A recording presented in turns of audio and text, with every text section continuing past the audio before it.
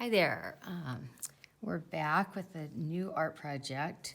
I think I would call this a color chain. And we're going to just repeat the same shape, and I've chosen a circle, and we're going to overlap each of the circles and just kind of go in a fun pattern across our page. And we want them to overlap so we have these in-between areas. And we're gonna make the design, and then we're gonna color, and we're gonna learn some fun things about color as we are coloring. So here's our finished product. And we're gonna start with a white paper, plain paper. We're gonna need a pencil, and you will maybe need an eraser. And you'll need a cup. You could get a cup from your kitchen if you would like. You want something kind of small. I've chosen a yogurt. I eat yogurt for breakfast. And this is kind of nice because the angle shows a little circle or a big circle here. And I'm going to use the big circle side. But you can use anything round that you might find in your home. And just ask your parents before you start using something to draw with, just so it doesn't break. Plastic is usually good because you don't have to worry about it breaking. But I'm gonna just set this, and it doesn't have to be right on completely the whole circle. I'm gonna start where half the circle or part of the circle is going off, and I'm just gonna trace what I have there, and there's my first little circle, and then I'm gonna make my second one. I have to hold it firmly on the table until I've traced the whole thing, because I wanna make sure that it's not lopsided. And then I'll just keep going. I'm gonna make sure I do some overlapping. Okay. Might kind of twist and turn it a little bit, and so it doesn't go. I don't wanna make it a perfectly straight line, because I would like to move it around a little bit on the page.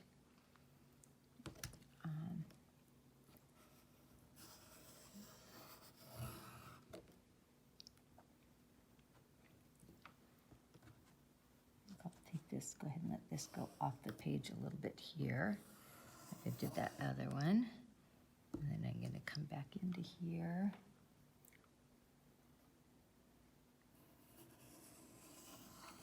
And I'm just kind of going in a row here. And I want to make sure I have a little bit of overlap from the previous circle. And it really doesn't matter how many you do. We'll count afterwards and just see how many we've come up with.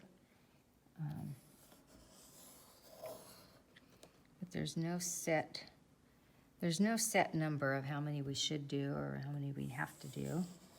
We just want to make a fun pattern. And it might flow off the page here and there. This one's going to go off the page a little bit again. And then I'm going to bring this one back on the page a little bit, just barely back on the page. And I'm going to do one off the page here. And then I think I'll do one more.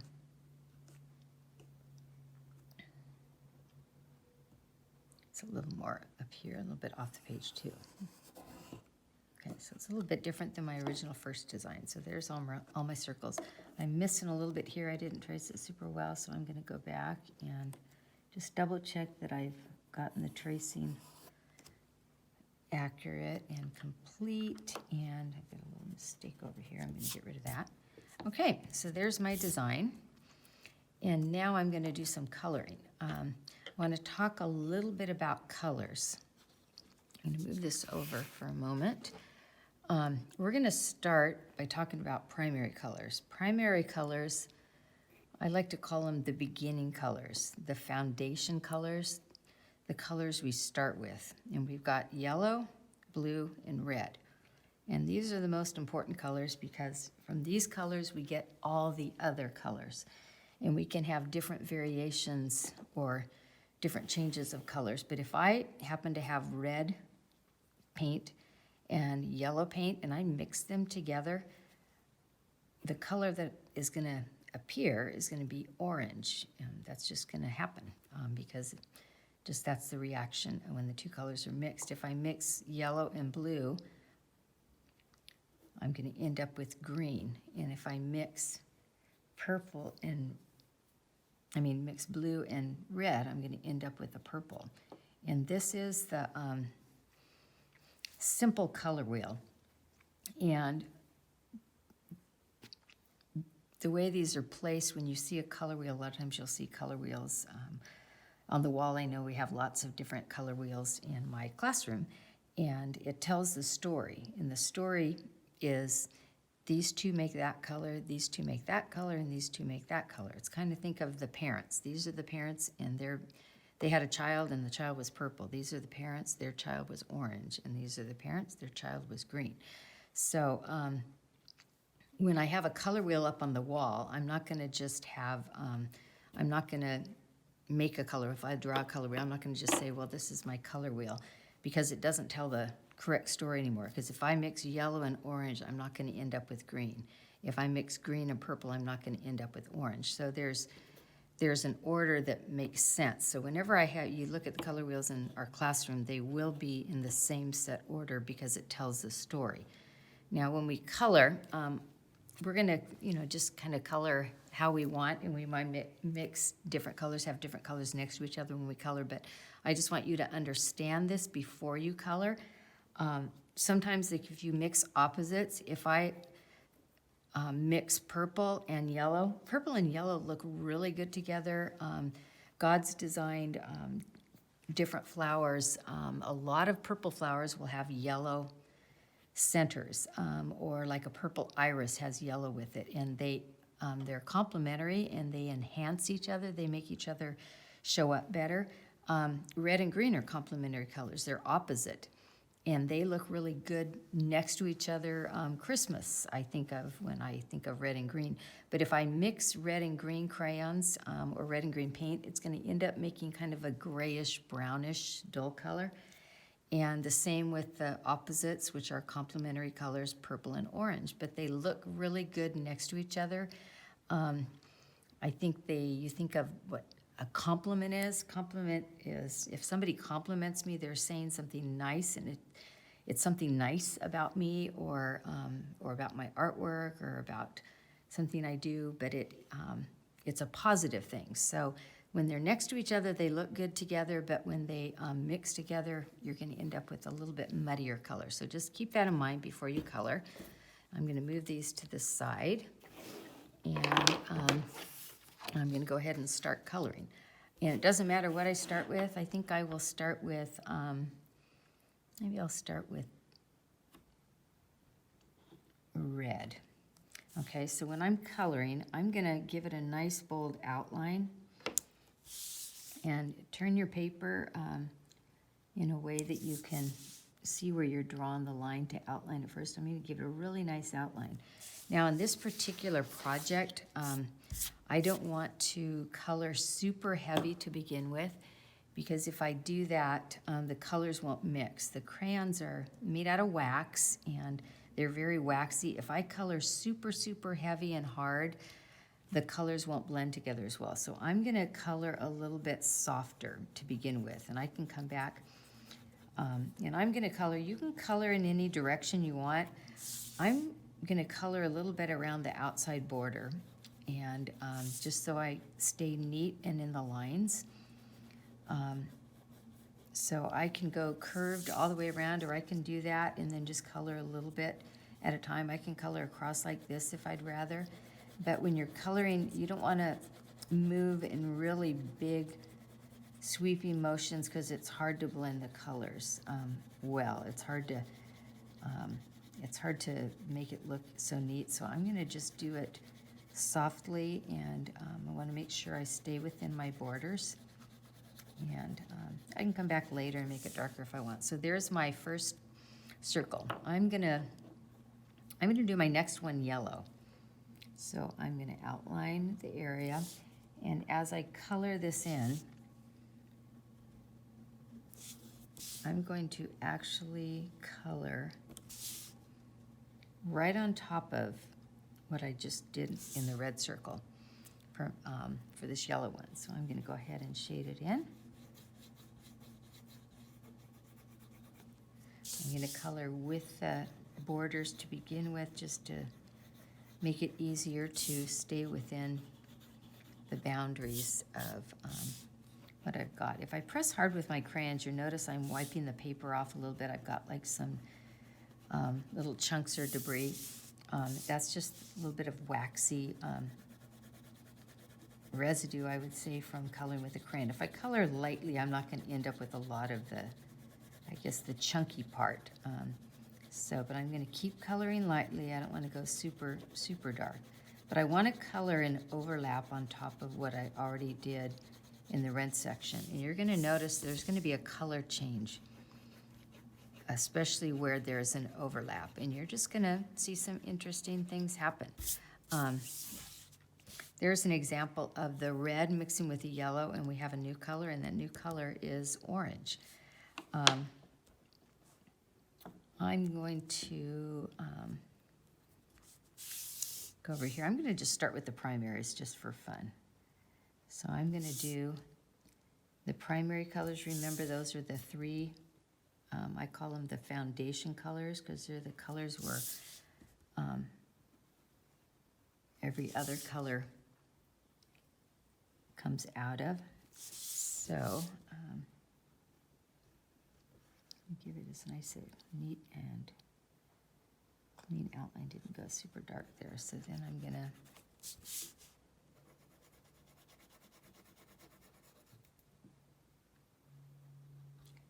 didn't do that super round, so I'm gonna go a little bit heavier there. I think I'll end up doing heavier on the outside. So what's happening right here is I'm mixing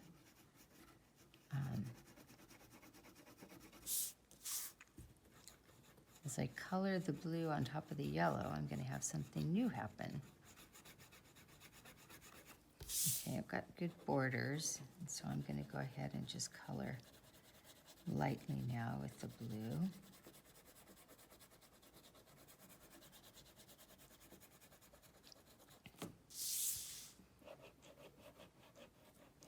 If I want to make my circles look a little bit three-dimensional, if I keep doing the curve instead of coloring straight across, if I just keep going around in a circle, it's going to give it a little bit more roundness. So if you want to do that and create more roundness, you can just keep coloring around like this, but it really doesn't matter how you do it. You just want to stay within the borders.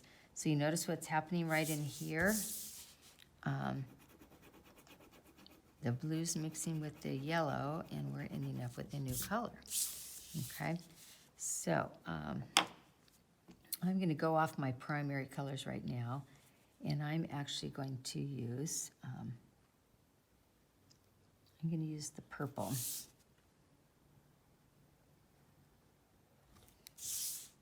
And purple will look, it'll blend well when I mix it with the blue, when I do the overlap. And the reason the purple will look good with the blue is purple comes from the blue. If I mix red and blue, that's where purple comes from. So there's a little bit of purple, a little bit of blue in the purple. I like to say they're, you could almost say like they're cousins. They're related. They're kind of in the same family. I think it's fun. I look at my parents, and oftentimes people would say, oh, she looks just like her mom, or she has her dad's eyes, or she has her mom's smile. And oftentimes you resemble or you have characteristics that are common to where you came from, or who your parents are, or who your grandparents are even. Sometimes people say that I look like my grandma when she was my age. I didn't look like my grandma when I was born, because my grandma was a little bit older.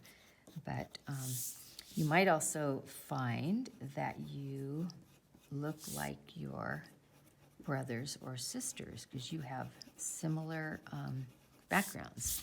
And so, so anyway, there's similarities. So the purple and blue kind of has a transparent look. It almost looks like it's bubbles, like you can see through them the way we're coloring them right now. Okay, I'm not going to use, remember I talked about opposites. I don't think I'll use yellow next to the purple because I don't think it looks really, it'll blend really well. But I think I'm going to go back to red and do some red on the purple. And when I mix red and purple, another word for purple is violet. Violet and purple are often interchanged as it's the same color. It's just, I don't know why they have two names for this particular color. But if you look in your crayon box, if you have a crayon box with lots of colors, I have a 64 color box of crayons, have 64 crayons, have it 96 at school. We have 96 in each box, and there's lots of different shades, and they have to come up with really interesting names because they run out of names. But the basic colors, if you take your primaries, you start out with the 3, and then you end up with this, they call it secondary colors, and that would be, secondaries would be the ones you mix. So orange is a secondary color because it came second. Think of it like that. Green is a secondary color because it came from yellow and blue, so it came second. And purple is a secondary color. Now, if I start mixing colors even more, if I'm mixing purple and red, where it overlaps, it will be called, or we'll call it violet. Oftentimes it's called red-violet. And this color right here in the crayon box would probably be called blue-violet. So it's using the title of both the names blue and violet, and then that would be called blue-violet. And oftentimes the labels on the crayons will actually call it that color, and it, you know, gives you the hint of where it came from or where, you know, what its origins are. I haven't used actually orange yet, and orange is in the family of red. So I'm going to overlap the orange with the red because I think that will be fun. And we will end up in the overlap section on that. We'll end up with this shade, which will resemble both colors. And that shade would probably be called, that'll be right in this overlap area, which is a pretty small overlap in this one. It'll be called red-orange. And we're basically creating colors. There's actually crayons that are called red-orange. I have them in my box over here. But I'm creating my own version or my own blend of the red and the orange. I'm going to keep coloring. I kind of like this coloring in a circle, so I'm going to kind of keep doing this curve thing because I think it's going to give it a little bit more of a rounded, dimensional look. Maybe it'll look like bouncing balls or all different colored bubbles. Can you imagine a bubble, a jar of bubbles, bottle of bubbles? Sometimes when you blow bubbles, they pick up, they're transparent, but they pick up the light, the sunlight, and you see different colors in the bubbles. You don't see the bubbles as specific colors like these little circles I'm doing, but it's kind of fun when you do the bubbles. Okay, I'm going to go back to, I think I'm going to go to yellow, because yellow is in the orange family, or orange is in the yellow family, because orange came from yellow. We'll say yellow is one of the parents of orange, and the other parent of orange would be red. So I'm going to blend these together.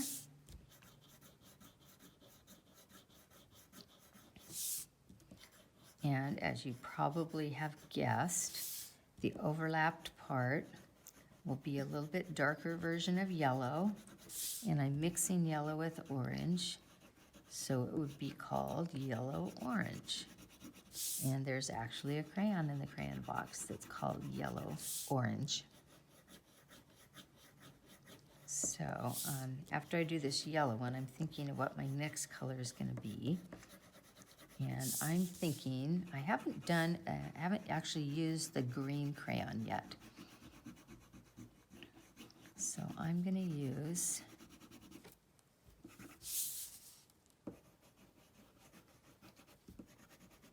the green crayon.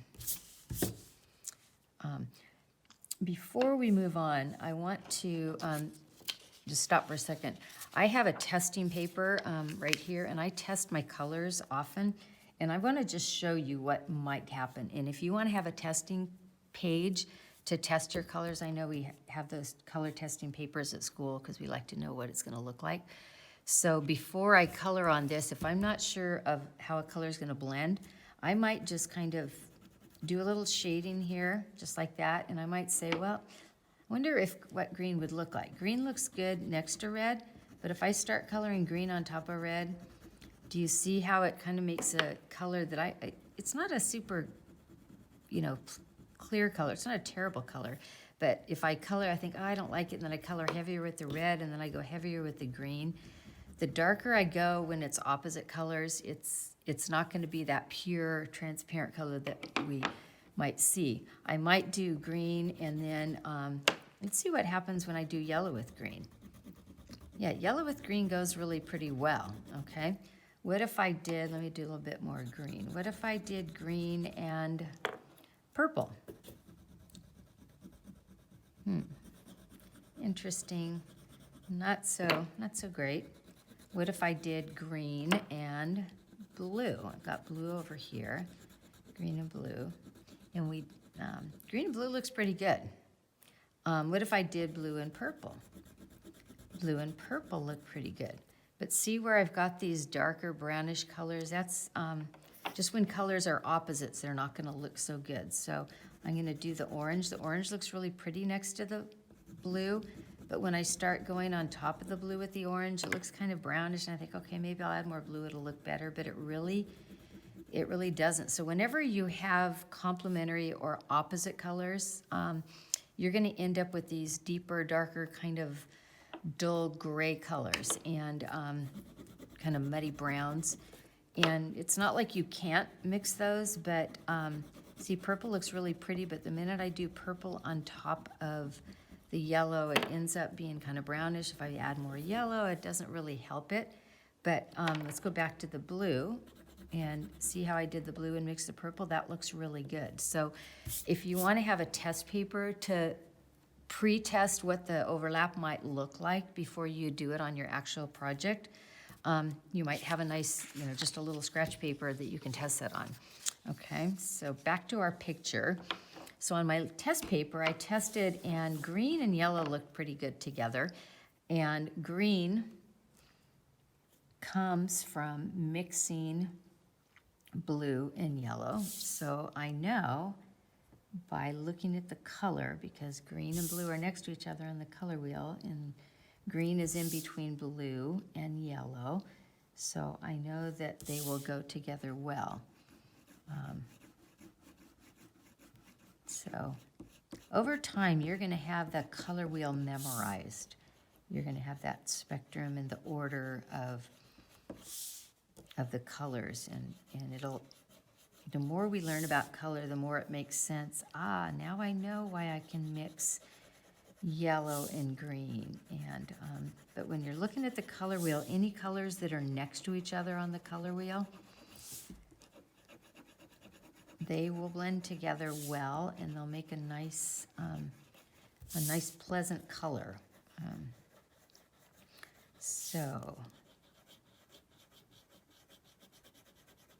So now when I'm overlapping yellow and green, and we know that yellow and green are, related to each other because green came from yellow and blue, and then back to the titles of colors. This overlap area, it's a greenish yellow, and they would call that crayon, if I got it out of the crayon box, they'd call that yellow-green. So blue's out of the same family as blue and green are related, because green came from blue as well. So I'm going to make this one blue. And I know, because I know my colors pretty well, I know that blue and green are going to be a good blend. So I think that will work for me. So, and I've got my blue.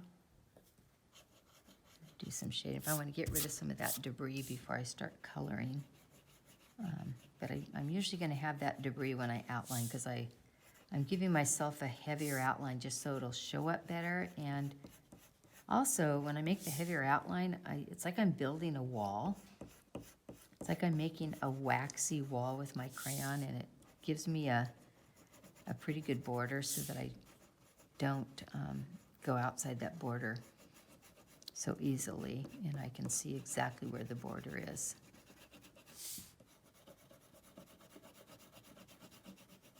And continuing in this circular pattern. It doesn't have to be perfect. The way I'm coloring, I'm leaving some texture on it, but I think it looks nice to have it be circular like this. Okay, and so we have another overlap color of colors that are related to each other. In this overlapped area right in here, we've got green and we've got blue. And yeah, you've probably guessed it already. That would be blue-green. And that's in the crayon box, you will find a crayon that is called blue-green. Okay, I don't think, I'm gonna look and see what colors I've used next to each other. I haven't done red next to blue. And we know, I'm gonna make this blue a little bit darker right here. We know that the red and blue are both primary colors. And when we mix red and blue, we get a new color. And that new color that we've talked about would be purple, or this is the two-name one that has the extra name violet. So it'd be purple or a violet, whatever you want to call it. So I got my good outline there. So now I'm going to start shading in.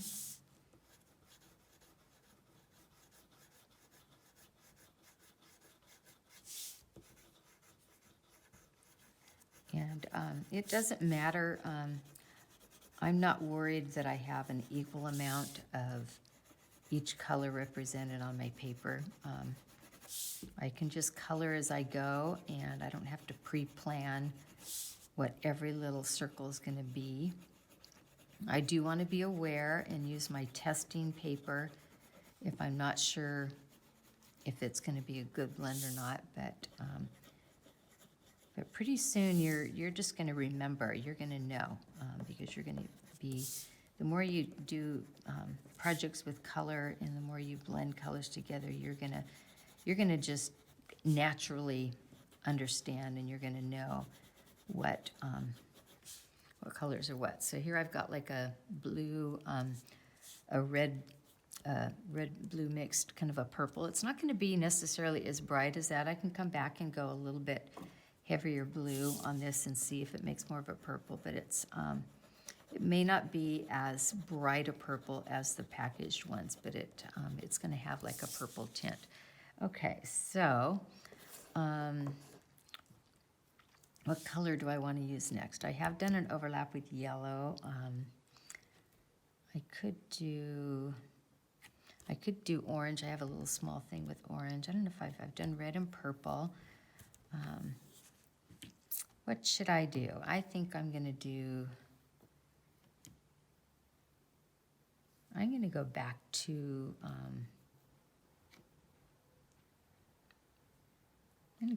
yellow, because I've kind of got yellow spread here, so I'm going to go back to yellow, and I'm going to do the same, similar to what we have over here. It's going to be a little bit similar, but I'm going to go yellow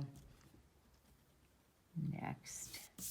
I'm almost done, so I can be thinking as I go what I want. If you get like a little dark color, I'm going to scrape that off. I can scrape that sometimes. Sometimes when you color and you overlap, I don't know if you can see this on my lens, but you see like the crayon has a little bit of debris from the other crayon. Sometimes with our pastels, we do that a lot with our oil pastels. We get a paper towel and we just wipe it off like that. I can actually do it with my fingers to wipe that off. If I don't want to have that extra residue, because sometimes it'll blend, that darker color will get on the yellow crayon especially, and it will blend and make a different color, and sometimes I don't want that extra dark color on there. So, so you can just be aware of that. If you see a dark color show up that doesn't make sense that that's coming off the yellow crayon, it might just be a little bit of debris from another color.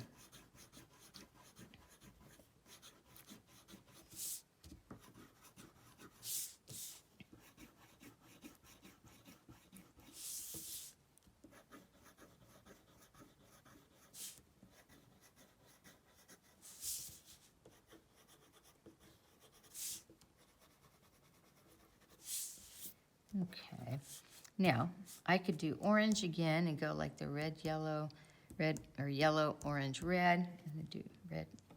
But I'm thinking I want to go on our paper over here. Remember when we mixed yellow and purple, it made kind of a brownish color. So I want to kind of stay with the pure colors, but I think I'm going to go back in the direction of green. Blues and green. I think I'll do this one green, and then I might do that one blue, and then I think I'll go back to the purple family. So I am going to go green on this one. And so I'm thinking ahead a little bit, but I'm not planning the whole thing out. When I get near the end, I might do a little planning as to how I want to, what colors I want to focus on in the very end.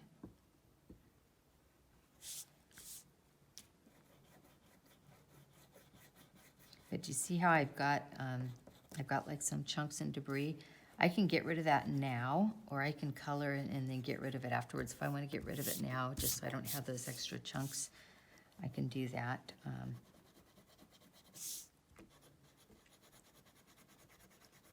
But when I'm coloring, remember that when I'm coloring the inside of the circle, I'm going lighter. I'm not coloring as heavy because I don't want it super waxy. And I want to be able to see both colors when I come in with my next color to blend.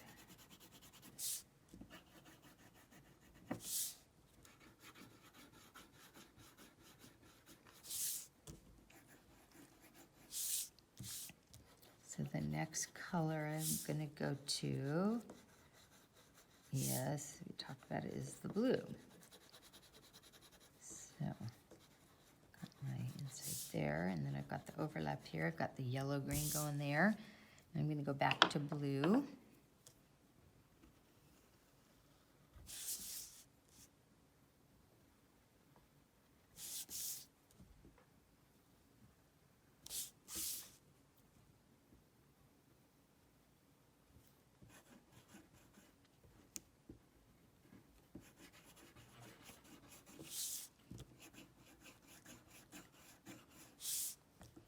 You wonder why I keep rotating my paper. I'm going to show you that.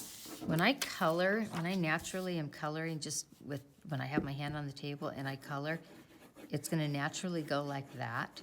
And so it makes more sense for me to turn my paper to keep the roundness. So that's why I keep turning my paper. If I have a circle here and it's, my hand naturally goes like this, to go like this, I'm going to have to move my hand differently. And it's going to be harder to go like this and go like this and go underneath like this. It's going to be harder to make it neater because naturally goes like that, just the movement of my hand. So that's why I'm turning my page, because naturally if I'm just moving my hand back and forth, it's going to go in a curve. And it's going to be unnatural to go like this because I'm having to move my whole hand, whereas going like that's just natural. So that's a little bit of an explanation as to why I keep turning my page in circles. It's just the natural movement of my hand when I'm holding crayons or pencils. So I'll often do that if I'm wanting a circular look, because that's generally the way the movement of my hand creates the curve. So, and because I want to intentionally make this curve, that's why I just keep turning it. I could actually do this too, where I go super dark on the outside and get lighter and lighter and lighter and make it super light in the middle. That would be another variation or another different way of doing it. When I say variation, that means just making it a little bit different.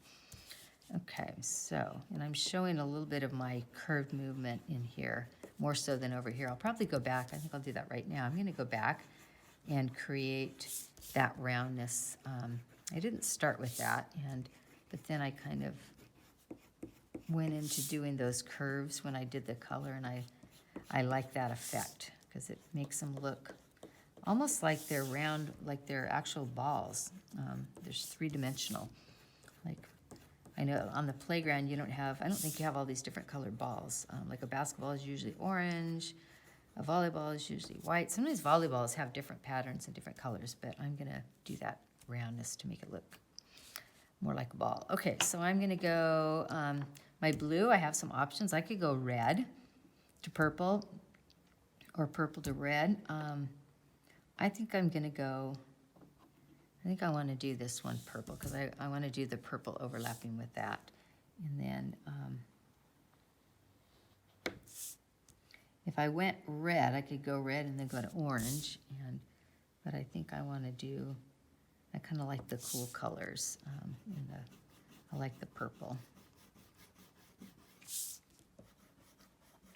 And I want to do I like how the purple looks when it overlaps with the blue. I like that blue-violet look. It's actually one of my favorite colors. I know lots of you have, some of you might, your favorite colors might be the warm colors or the hot colors. Warm colors would be reds, yellows, and oranges.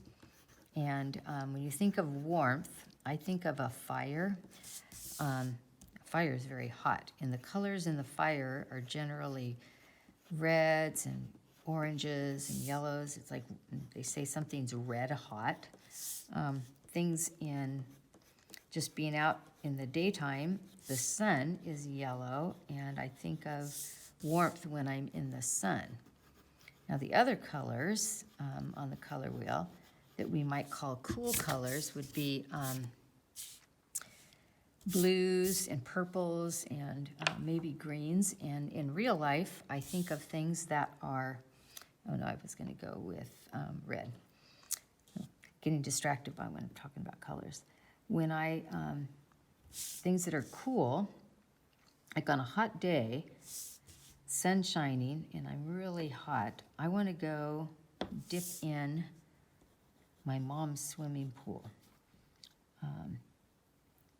The pool in the water usually looks blue, and when I think of blue, I think of cool. I think of lakes when I go hiking and go to the mountains. We hike to lakes and we hike around streams, and whenever there's enough water to go in, we actually will dip in and go swimming. We've even swam in lakes that have melted snow next to them, and the snow's melting into the lake, and the lake is what we call icy cold. And icy, it has kind of an icy or blue look to it. When I think of even ice cubes, frozen water, they're not usually red or orange unless they have flavors in them, but they have a blue tint to them. So I think of cool colors, things that are cool. I think of a hot summer day. I like to lay on the grass. Real grass is really cool. They have that fake grass that looks really great, but if you lay on the fake grass that looks really good, you don't have to mow it, and it looks green all the time, but when you lay on that, it doesn't have that nice, cool feel to it. So, so you can use more cool colors or more warm colors or do a balance. I did a balance here on mine. So there's our finished product. If I want to go back, like see how I've got the curve, the coloring in circular motion, I didn't correct that. So while I have my red crayon, I'm going to go accent that curvy shading, and that will make them look a little bit more three-dimensional, almost like balls from the playground.